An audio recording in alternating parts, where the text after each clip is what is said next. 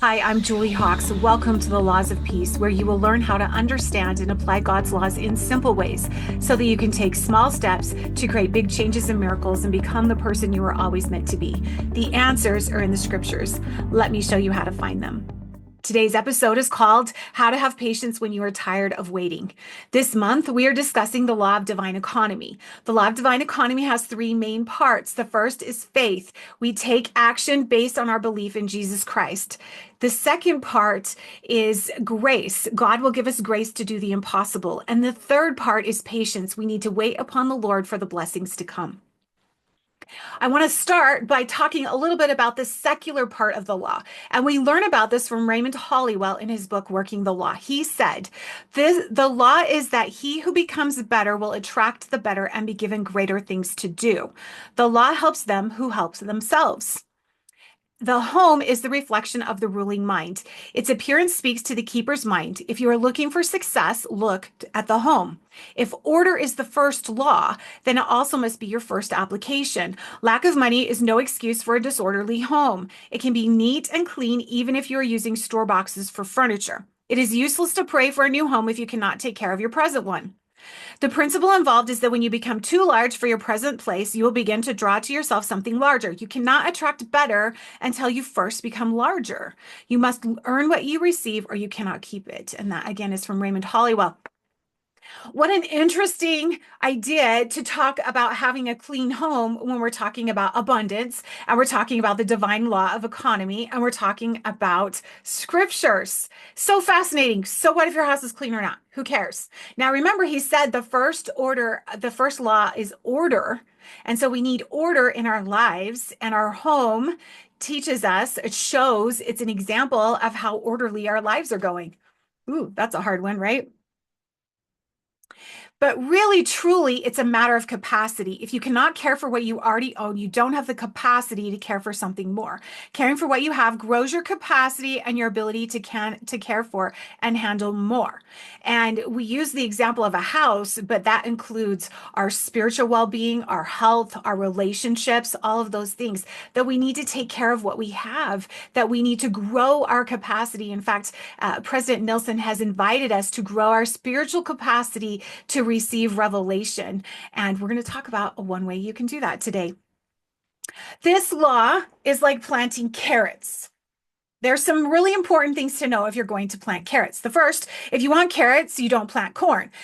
That means we need to manage our thinking, right? That what we're thinking about matters. The number two part, you can't plant seeds today and harvest carrots tomorrow. I can't put my seeds in the ground today and then tomorrow go out and pull carrots. It just doesn't work like that. Number three, the carrots won't magically grow if you don't water, weed them, and make sure that they have sun. Effort is required.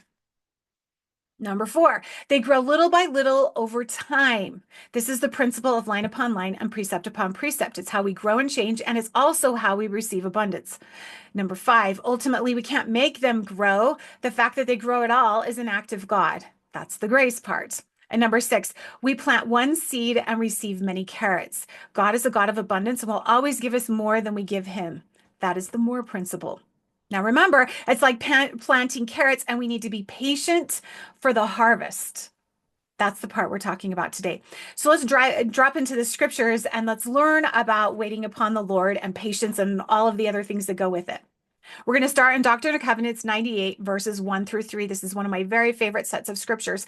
And just to set it up, this is when the pioneers are being kicked out of their houses. They are leaving bloody snow. They are leaving bloody footprints on the snow.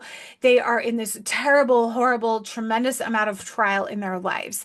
And this is the Lord's response to them when they're homeless, when they are hungry, when they don't have money, when they don't have the things that they stand in need of. He says, "Verily I say unto you, my friends, fear not." First thing he says is, don't be afraid. And then he says, let your hearts be comforted.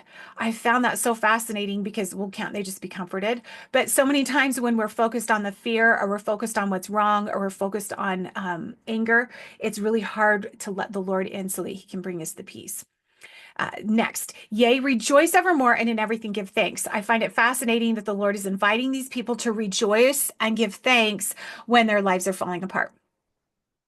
And this is why, though, he tells them to do that. He says in verse 2, waiting patiently on the Lord, for your prayers have entered into the ears of the Lord of Sabaoth and are recorded with the seal and testament. The Lord hath sworn and decreed that they shall be granted. Therefore, he giveth this promise unto you with an immutable covenant that they shall be fulfilled. And all things wherewith ye have been afflicted shall work together for your good, for my and my name's sake. Glory, saith the Lord. Right here, we're learning important principles about how we can have patience. We have patience because, first of all, the Lord is there. He's there to comfort us. He's there to hear and answers our prayers. And he promises not only to answer and hear our prayers, but also to take the difficult, painful, hard things in our lives and turn them into something good. In fact, he continues in Hebrews chapter 10, in verses 35 and 36. It says, cast not away therefore your confidence, which hath great recompense for a reward. For ye have need of patience, that after ye have done the will of God, you might receive the promise. Right? We have to be patient to receive the promise. We don't want to quit before the finish line. And then in verse 39, but we are not of them who draw back, but of them that believe to the saving of the soul, right? We believe, we have faith, we believe in the things we can't see. And based on that faith, we take action. And based on that faith and that action, we open ourselves and we prepare to receive. And that's when the grace comes. In fact, so let's go look at a story about grace and promises and patience. We're going to go to 1 Samuel chapter 1. And this is the story of Hannah. Now, Hannah, she had a hard life. She loved her husband and he loved her. There was a second wife, though, and the second wife made fun of her and bullied her because she could not have children and the second wife could. And she was really mean. In fact, it was so distressing to Hannah that she couldn't even eat. And her husband begged her to eat. But she said, I can't have babies. And it was just so distressing to her. And every year she went to the temple and prayed. And every year she went to the temple and prayed for a baby. And we catch her in the story at the temple. And one of the things I love about this story is we get some real authenticity from Hannah. And we'll start in verse 10, and it says, and she was in bitterness of soul and prayed unto the Lord and wept sore. I don't know about you, but I've had those moments. In verse 11, and she vowed a vow, and she said, O Lord of hosts, if thou will indeed look upon the affliction of thy handmaid and remember me, and not forget thy handmaid, but will give unto thine handmaid a man child, then I will give unto him to the Lord all the days of his life, and there shall no razor come upon his head. Now Hannah, she spake in her heart, only her lips moved, but her voice was not heard. Therefore Eli, he was the prophet, thought that she was drunken. And Eli said unto her, how long wilt thou be drunken? Put away thy wine from thee. And this is what she replies to him. And I just love her authenticity. She says, count not thy handmaiden for a daughter of Belial, but out of the abundance of my complaint and grief have I spoken hitherto. Some of our most powerful prayers are those that are spoken in an abundance of complaint and grief. Her part was to go to the temple and make a covenant with the Lord and petition him in prayer. In verse 17, Eli answered and he said, go in peace, and the God of Israel grant thee thy petition if that thou hast asked of him. He promises her that she's going to get her blessing.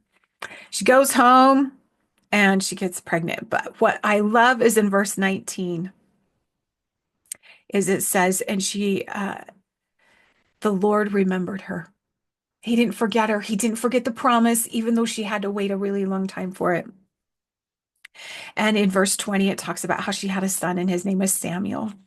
And we go on to chapter 2 of 1 Samuel chapter 2, and she rejoices, right? We see this pattern. We heard about it in D&C 98, and here it is in real life. In verse 1, it says, and Hannah prayed and said, my heart rejoiceth in the Lord. Mine horn is exalted in the Lord. My mouth is enlarged over mine enemies, because I rejoice in thy salvation.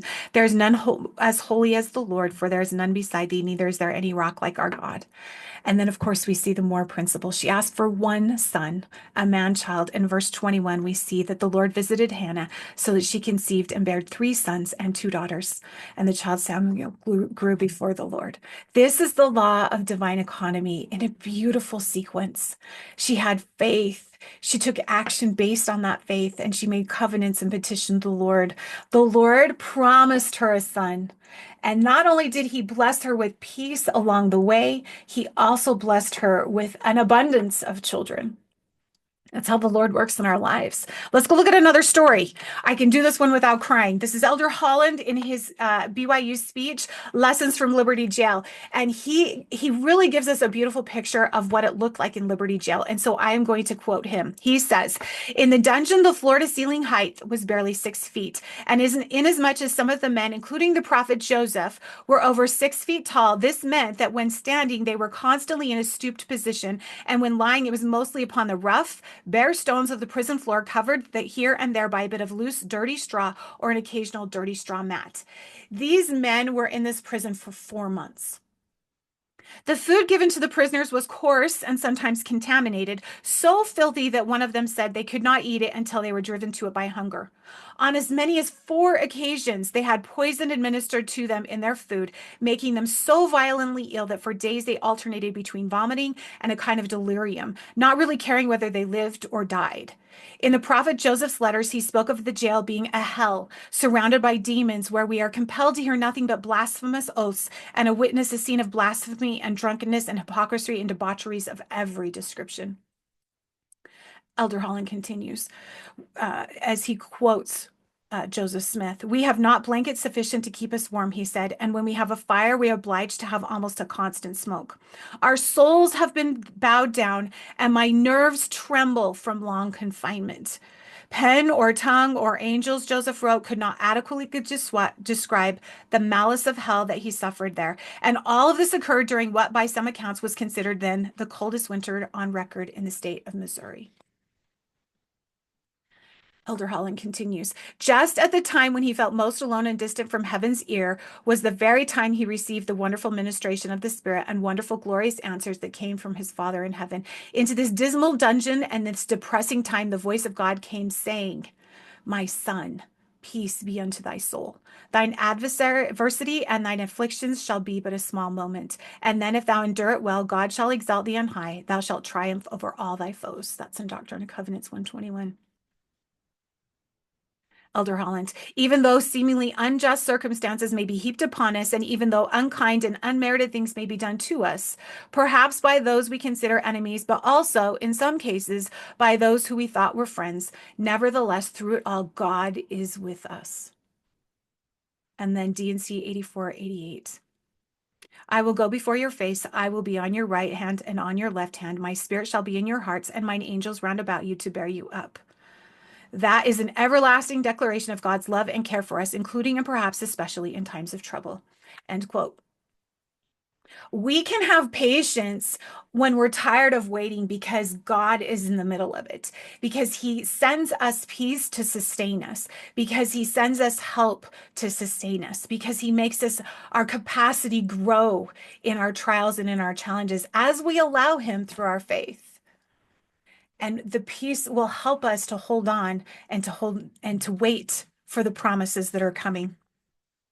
Let me finish with Elder Holland. He said, they remembered their covenants, they disciplined themselves. Discipline is required, right? Just like watering the carrots. We need to go out and water them every day. We need to weed them. We need to take care of them. That's the discipline. It's the cleaning of the house. It's the holding on and hanging on. It's the managing of our thoughts when we're afraid. It's choosing faith and taking action when all around us is evidence that we shouldn't move forward. Let me finish with Elder Holland. They remember their covenants, they disciplined themselves, and they knew that we must live the gospel at all times, not just when it is convenient and not just when things are going well. Indeed, they knew that the real test of our faith and our Christian discipleship is when things are not going smoothly. That is when we get to see what we're made of and how strong our commitment to the gospel really is. End quote.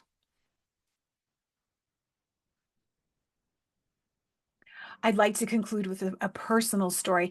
Many, many years ago, I prepared to go to the temple by fasting and praying, and I just knew the Lord was going to give me an answer in the temple to the big challenge that I was facing, the trial that seemed endless at the time. And I was so discouraged because as I was walking out of the temple, there was no answer. And I wasn't quite sure why the Lord had not answered my prayer. I was in the car driving by our temple. There's a roundabout, and I was in the roundabout, and I heard the voice of the Lord. And he said to me, Julie, do you remember the story of Abraham? And I said, yes. Abraham waited a long time. And I know you guys are familiar with the story. Abraham and Sarah waited almost 100 years for their promised son. That was the promise of and the key linchpin to so many of the blessings that were promised to Abraham. They waited 100 years, long past their childbearing age. So I said to the Lord, yes, Abraham and Sarah waited a long time. And the Lord says, uh-huh. And I said, I'm going to have to wait a long time for this blessing, aren't I? And the Lord said, uh-huh. And I was okay, because I knew that the Lord would keep his promise, and he did. It took almost 20 years to receive the blessings that came from the promise that he would take care of me, that he would end the trial that I was facing and the challenges that were mine. But that's how the Lord works. Sometimes we need to wait for those promises, and the answers come, and the growth comes, and the trial sometimes dissipates line upon line, precept upon precept. We don't just wake up one day and it's completely over. Sometimes I think that happens, but not always. And that's why patience is required. And the way we can have patience when we're too tired, when we're tired of waiting, when we're overwhelmed, is as we reach to the Lord, we reach out to him, and we trust in faith, and we hold to those promises, then we are sustained and carried forward, and we receive that peace as we allow the Lord to comfort us, and we're able to move forward and wait for those promises to happen. I want to conclude with one last quote. This is from Elder Holland, and he said, some blessings come soon, some come late, and some don't come till heaven. But for those who embrace the gospel of Jesus Christ, they come. I challenge you this week to focus on the promises, to focus on the ways that the Lord has already answered your prayers and has already been there for you, and to try to have patience, just one day at a time. If you can only focus on today, that's good enough. Thank you so much for being here. If you have enjoyed this podcast, will you do me a favor and share it? Share it on your Facebook, send it as a text, share it with your friends. Thank you so much for being here.